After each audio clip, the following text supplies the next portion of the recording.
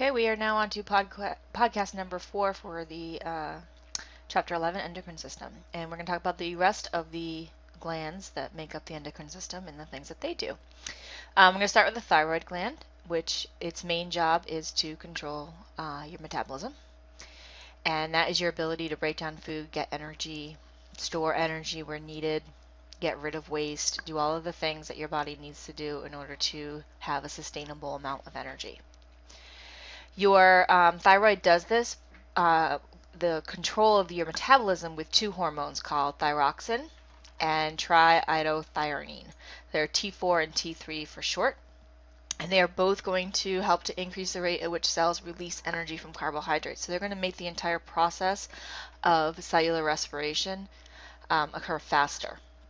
So they're going to help get all the proteins and enzymes in place where they need to be and allow your cells to get energy from your foods as efficiently as possible and then to store whatever is left. Second thyroid hormone is calcitonin. And this one actually works with the parathyroid hormone to regulate the concentration of calcium in your blood. This happens because you need calcium for various things, muscle contractions namely, and as well as your nervous system to work correctly. And parathyroid hormone is going to increase the amount, and calcitonin is going to actually decrease the amount of blood, calcium in your blood. So it's a lot like glucagon and insulin. They work together in order to maintain a balance. Those two work together to keep your blood sugar balanced. Calcitonin and parathyroid are going to work together to keep your calcium imbalance. There can be some problems that happen with the thyroid, and these are kind of interesting. Thyroid hormones are partly made of iodine. Now, iodine is one of those essential nutrients that we have to take in and that we cannot get enough of. So if a person is not taking in enough iodine, then they're not going to make their thyroid hormones correctly. And what actually ends up happening is the entire thyroid gland will grow. And what you end up with is something called a goiter. Now, in our natural diets, iodine is actually only found in seafood, but not that many people actually eat enough seafood to maintain the amount of iodine that they need. So, manufacturers started to put iodine in salt. So you'll see if you look at your salt at home, it says iodized salt. And if we didn't do that, a lot of people wouldn't be able to get enough iodine, and there would be a lot more goiters. You actually see this happen a lot in developing countries because they don't have the ability to add iodine to foods. They don't have that manufacturing process that they can do that. And so you're more likely to see goiters in developing country. A goiter is something that looks like this. These are extreme goiters on these two people. The thyroid gland has gotten extremely large, is right at the front of the throat, and it actually has these lobes, and you can even see the lobes that it has. Oftentimes, once a goiter gets to this size, the only treatment would be to remove it, and this little girl had to have hers removed. You can see the scar that was left, and then your body's going to have a hard time. Obviously, with metabolism, you have to take medicine in order to help keep your metabolism where it needs to be. There are some people that also have a condition called hypothyroidism. Hypo means low. So somebody with hypothyroidism, their thyroid is not producing enough thyroxine mainly, and so metabolism is slower. These people are often overweight, they're very tired, lethargic, and this is showing you the difference with people before and after treatment. So this man here and this woman, this is what they looked like before they had treatment with thyroxine, a hormone they can't make. And afterwards, you can see they've lost a lot of weight. Their skin's not as saggy as it used to be. There are major differences in their appearance before and after treatment. So a lot of people that have weight problems, it very often is actually hypothyroidism and is a treatable condition.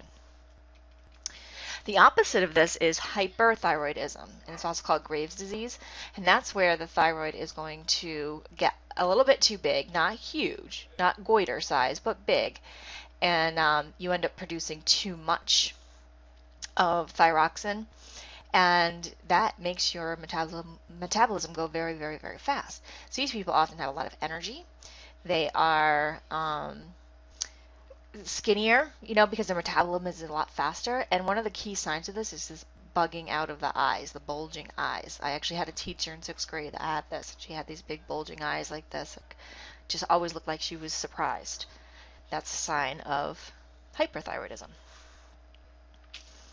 All right, your parathyroid glands are actually found right behind your thyroid, and they're just 4 small little glands right back there, and their only job is to control calcium levels.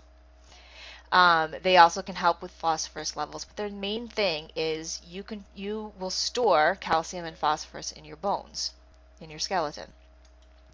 And PTH is going to stimulate your bones to release the calcium when your calcium levels are low. The problem with that is calcium makes your bones strong. So you don't really want to tap into that reserve too much. So that's why it's important that calcium be a regular part of your diet, and taking calcium supplements can help. Because a woman, especially after menopause, their parathyroid hormone kind of starts to take even more and more calcium. They have a harder time processing calcium in general, and their bones become more brittle, and it can lead to osteoporosis.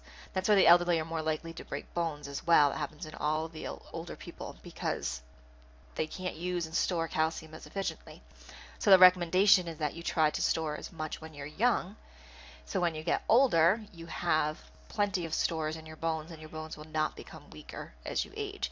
So get plenty of calcium. Lots of different ways to get calcium, obviously from milk and dairy, but you can get it from a lot of green leafy things, and there are supplements that you can take as well.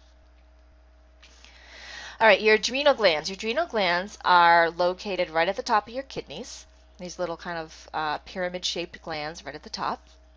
And there are actually 2 portions to this. The adrenal cortex is the outer portion. Okay, and these hormones that get released from the adrenal cortex are ones that are essential to life. So you could not live without your adrenal gland, especially the cortex portion of it. The inner part in here is called the adrenal medulla.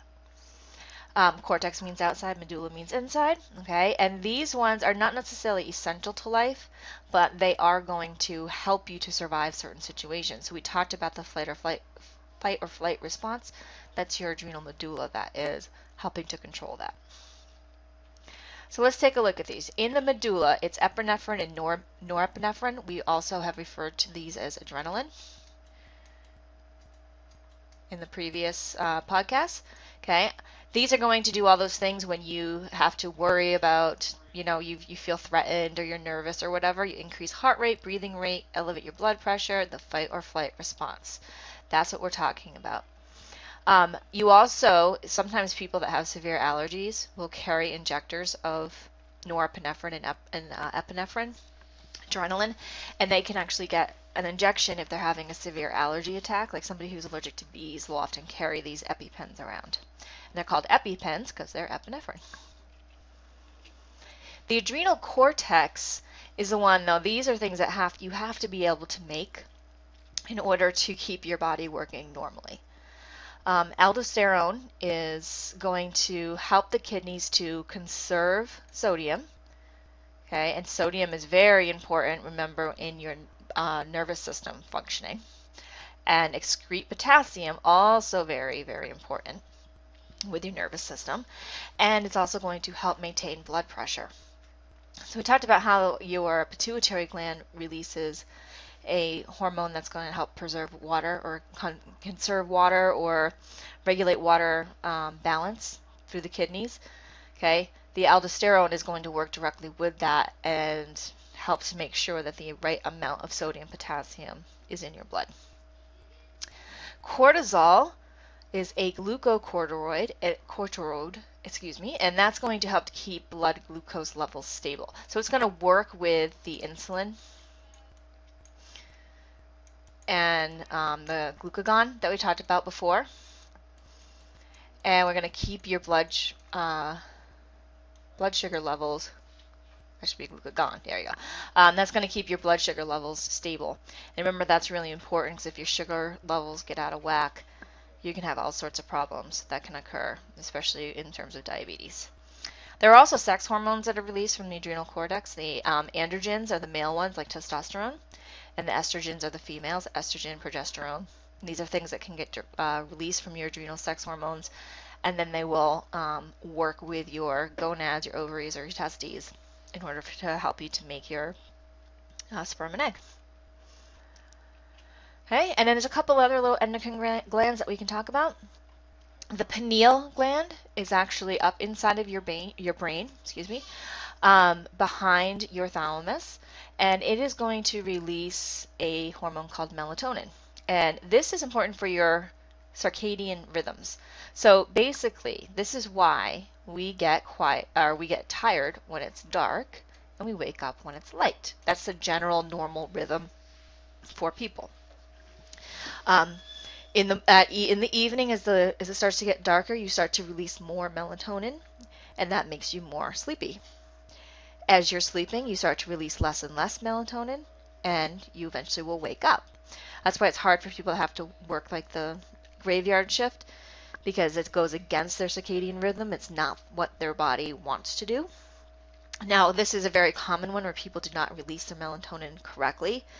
Especially if you try to keep yourself up too late and things like that, you don't listen to your body. Some people will take some melatonin before they go to bed, a couple hours before, and it helps them to sleep better. But that really just, it's your wake cycle is what melatonin is going to control. The thymus gland. A thymus gland is a very large gland in children, and it actually shrinks with age. And it's going to release things called thymosins, and these are important to immune function. So the reason this gland is so large in children is because children don't have much of an immune system yet. Your immune system develops as you get older and as you are exposed to more and more things. So the thymosins will help a young child to fight off diseases more and more. And as you are exposed to more things, you don't need the thymosins to attack stuff as much anymore, because your body can take over. Your white blood cells can do that. And so the gland gets smaller. And the last set of glands are your reproductive glands, testes and ovaries. And from here you'll get more testosterone, progesterone, and estrogen. And again, these are hormones that make you male. Testosterone is going to increase mass of muscle, increase hair. Estrogen also does increase hair, but it also increases distribution of fat.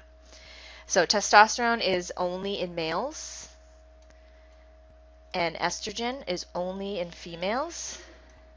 And both males and females have progesterone. And so, that's one where if it's not in balance, it can cause sometimes, like if a woman is taking steroids, they're taking testosterone, it's actually impacting their progesterone levels, but that's why they can increase their muscle mass. Your body can't really use testosterone, but it impacts this. A female's body can't. And then they start to get those side effects, increased hair, breast size might decrease, loss of the period, because the progesterone starts to take over for the estrogen. Okay, so remember, you have all of your different endocrine glands that you're going to have different jobs throughout the body. They're going to release hormones. They don't necessarily release hormones that are going to work on things right next to them. They're going to release hormones that can work anywhere else in the body. They're a long-term effect. It takes a little bit longer for those reactions to happen, but without your endocrine system, your nervous system would have a very difficult time controlling all the parts of your body.